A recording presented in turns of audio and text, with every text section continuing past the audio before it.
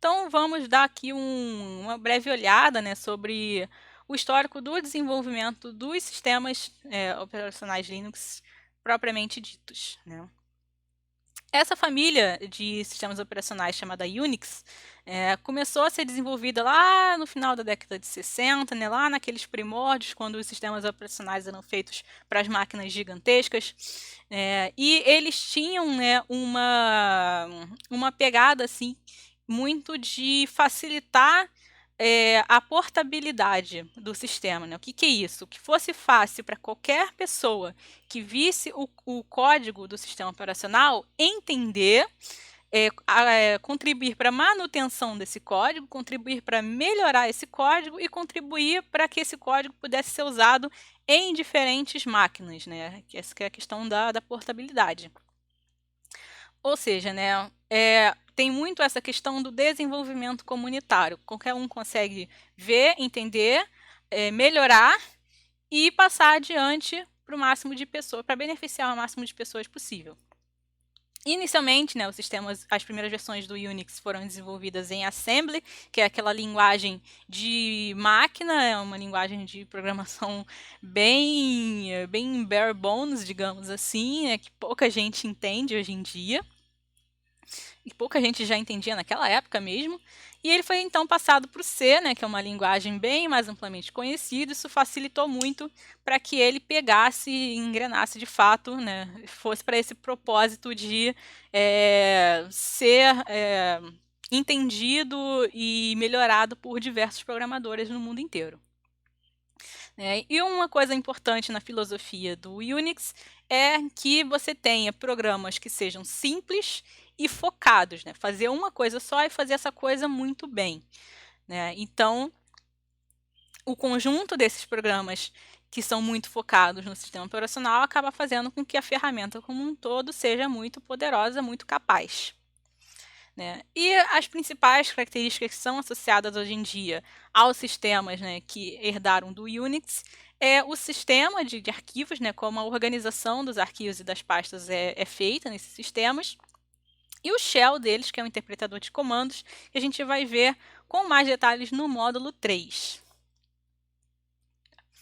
E ao longo aí do desenvolvimento dos sistemas Unix, surgiu aí um importante movimento nesse contexto, né, de software livre, que é o projeto GNU, né? Ele surgiu nos anos 80 e fundado pelo Richard Stallman, e é um projeto, meio que quase que um acordo de programadores para promover, né, incentivar o desenvolvimento de softwares livres, né, softwares open source, de código aberto, desenvolvimento comunitário, porque naquela época, principalmente quando se tratava daqueles sistemas operacionais e programas de forma geral para aquelas máquinas gigantonas, era tudo uma coisa muito caixa preta, porque era tudo feito por empresas privadas, né? Então ninguém liberava o código, era uma coisa que só eles internamente ali conheciam, pouquíssimas pessoas podiam usar, se beneficiar daquilo. Era uma coisa muito fechada, engessada. Então esse movimento surgiu para, não, vamos tornar esse negócio livre para todo mundo poder usar, desenvolver esse código também, contribuir e para isso alcançar mais pessoas. E aí dentro desse contexto do projeto GNU, né, o Stallman também criou a General Public License, né, o GPL, que funciona mais ou menos como uma licença de software que é concedida para um software que atenda aos requisitos de definição de open source, né, de código livre, que ele definiu lá no contexto do projeto GNU, né, que são esses aí destacados nos bullets, né, a liberdade para executar o programa para qualquer propósito, né, não pode chegar lá e dizer, você não pode usar o meu programa para fazer, sei lá, vídeo para o YouTube, não pode, né? Entendeu? Aí esse programa não é mais um programa da licença GPL. O usuário ele pode pegar aquele programa e usar ele para qualquer fim que quiser, né? O usuário tem que ter acesso ao código-fonte para estudar, para ler o código-fonte, se quiser. Liberdade para poder modificar esse código-fonte e lançar suas próprias versões, né? Aí você talvez já estejam conseguindo visualizar o conceito aí de distribuições no Linux, né? Que cada pessoa consegue ver aquele código e lançar a sua própria versão, né? Então vira a sua própria distribuição do código. Então, cada usuário tem liberdade para fazer suas modificações, visando, né, beneficiar a comunidade, implementar coisas novas, coisas úteis, coisas que as pessoas precisam, coisas que vão atender às necessidades da comunidade. Né? E então surgiram esses conceitos muito enraizados hoje em dia de código aberto, né, open source, e desenvolvimento comunitário. Os sistemas operacionais Linux, especificamente, né, o kernel do Linux, começou a ser desenvolvido em 91, né, pelo Linus Torvalds, baseado, né, num sistema Unix que era chamado Minix. Né? Ele é, naturalmente, um sistema operacional cujo código está, né, incluído na licença GPL, então cada pessoa pode olhar o código-fonte, né, do Linux e fazer suas próprias modificações, lançar suas próprias versões dele. E então isso permitiu que ao longo do tempo não só fossem surgindo diversas distribuições de Linux, né, como também diversos programadores, grupos de programadores e até empresas mesmo, viessem participar e implementando cada vez mais coisas novas e diferentes nesses sistemas operacionais do Linux, para que ele pudesse realmente ser tão multipropósito quanto a necessidade exige. Né? Daí então que surgiram as diversas distribuições do Linux, cada uma com as suas particularidades. Então, por causa disso, sabemos então que os softwares, os sistemas operacionais baseados em Linux são todos softwares livres, são todos open source, código aberto, e que qualquer usuário pode ter acesso ao código-fonte dele, né, porque ele está incluído na licença GPL. Certo? Então, eles não são softwares comerciais, eles não precisam ser comprados, ou seja, são sempre 0800. Se alguém vier falar para vocês que quiser vender um sistema operacional Linux, você não acredita, porque o Linux nunca é vendido, ele é sempre gratuito, porque é código aberto.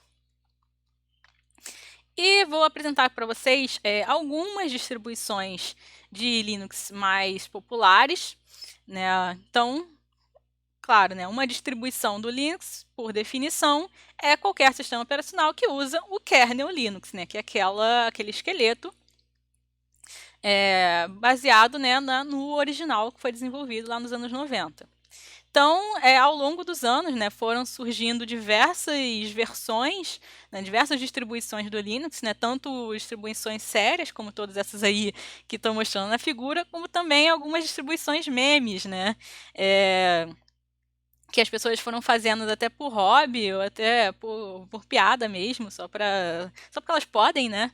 Eu não sei se alguém aí, alguns anos atrás, jogou, alguns anos atrás, né, 2 anos atrás, jogou aquele jogo do Among Us, né? Fizeram um Among OS, né? Um sistema operacional com tema de Among Us, só por meme mesmo. Mas é uma coisa que não vai para frente, que não é feita para ninguém usar de fato. É só porque o cara pode, né? O cara pode, ele faz, lança e bota o código aí para jogo, o pessoal vê e dá risada. Mas quando você se trata, né, do seu uso do dia a dia, o que você quer é usar uma distribuição, né, que seja popular, né, que seja muito utilizada, porque isso vai garantir que ela sempre tenha manutenção, que sempre esteja recebendo atualizações, sempre tenha novas versões, né, que vai ser um software de fato, um software de verdade. Então, aí na tela tem alguns exemplos nessa figura aí de distribuições de Linux muito usadas. Essas setinhas estão indicando distribuições que são derivadas de distribuições prévias, por exemplo, o Debian é o que deu origem ao Ubuntu, né, e a partir do Ubuntu foi desenvolvido o Mint. O Fedora é uma outra distribuição de Linux, deu origem ao Red Hat e por sua vez, do qual foi derivado o CentOS. Tem algumas outras distribuições open source, Arch Linux, que deu origem ao Manjaro. Manjaro? E, enfim, né, aí tem para todos os gostos, para todas as vontades aí do freguês.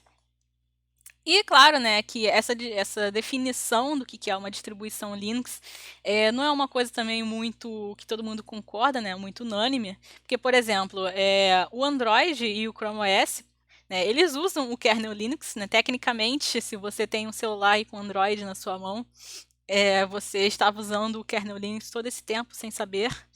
Mas tem muita discussão, né, se isso faz com que eles sejam considerados, que eles possam ser considerados sistemas operacionais Linux ou não, né?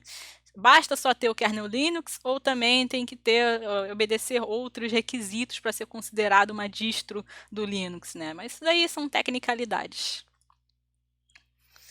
Bom, o que nos interessa aqui nesse curso é especificamente o Ubuntu, né, que é uma distribuição que está sendo desenvolvida e mantida por uma empresa britânica chamada Canonical. É uma das distribuições mais populares, né, do Linux, né, que além de seguir toda essa filosofia do open source, do compartilhamento, né, a palavra Ubuntu, inclusive, vem de idiomas africanos, e é uma daquelas palavras que não tem uma tradução, né, específica para português ou para outros idiomas, mas que carrega muito essa ideia do que é de um é de todos. E é muito voltada também para acessibilidade, para fornecer ferramentas para os usuários que atendam às necessidades dos usuários. Então, o Ubuntu, né, ele costuma ter versões sendo lançadas, né, que eles chamam de versões de longo prazo, de suporte de longo prazo, versões LTS, lançadas geralmente a cada 2 anos. Então, geralmente, por exemplo, tem a versão 20, né, .04, que é atualmente, foi lançada em 2020, anteriormente teve a versão 18, foi lançada em 2018, anteriormente o Ubuntu 16 e assim vai. E tem também umas versões menores que podem ser lançadas aqui e ali, mas que não têm, né, o mesmo suporte de manutenção, de atualizações das versões LTS. Então, né, sempre busque uma versão LTS para você baixar. E uma característica dele também é que ele pode ser inicializado, você pode dar boot no Ubuntu a partir de uma mídia móvel. Né? Você pode colocar a ISO, né, o arquivo de imagem do Ubuntu num pendrive ou num CD, se alguém ainda usa CDs, e botar isso no computador e inicializar o sistema operacional a partir dali. Né? Ele não precisa necessariamente estar instalado no HD da máquina. Ele tem uma interface, né, gráfica que se chama Unity, também possui elementos da interface GNOME, mas isso aí são tecnicalidades que, se vocês tiverem interesse, vocês podem olhar um pouco mais a história do Ubuntu.